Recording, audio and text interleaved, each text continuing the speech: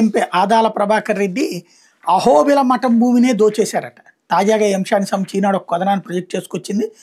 ఎట్టకేలకు ఆ స్థలంలో బోర్డు ఏర్పాటు చేశారు. తాజాగా తమిళనాడులోని తాంబరానికి చెందిన రంగనాథ యతీంద్ర మహదేశీ కన్ అహోబిల మఠం సెలాయర్కి నెల్లూరు రూరల్లోని కసుపర్తిపాడులో 1.8 ఎకరాల భూమి ఉంది. దీన్ని కొన్నేళ్ల క్రితం కొందరు ఆక్రమించుకున్నారు.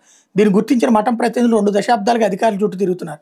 20 ఏళ్ల నుంచి 2007లో మఠానికి సంబంధం లేని వ్యక్తులు ఓ సంస్థ పేరిట ఆ భూమిని రిజిస్ట్రేషన్ చేశారని తెలుసుకున్న ప్రతినిధులు అధికారుల మీద ఒత్తిడి తెచ్చారు. అయినా స్పందన గర్వైంది.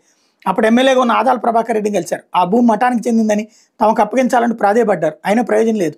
తాజాగా రూరల్ ఎమ్మెల్యే కోటరెడ్డి శ్రీధర్ రెడ్డి దృష్టికి తీసుకెళ్లడంతో పరిశీలించి చర్యలు తీసుకోవాలని అధికారులు కోరారు. స్పందించిన యంత్రాంగం సర్వే చేయడంతో పాటు రికార్డులు పరిశీలించి ఆ భూమి మఠానికి చెందిందిగా గుర్తించి బోర్డు ఏర్పాటు చేశారు. విషయం తెలుసుకున్న ఆదాల ప్రభాకర్ రెడ్డి మేనల్లుడు నాగేందర్ రెడ్డి అక్కడికి చేరుకుని బెదిరింపులు దిగారు.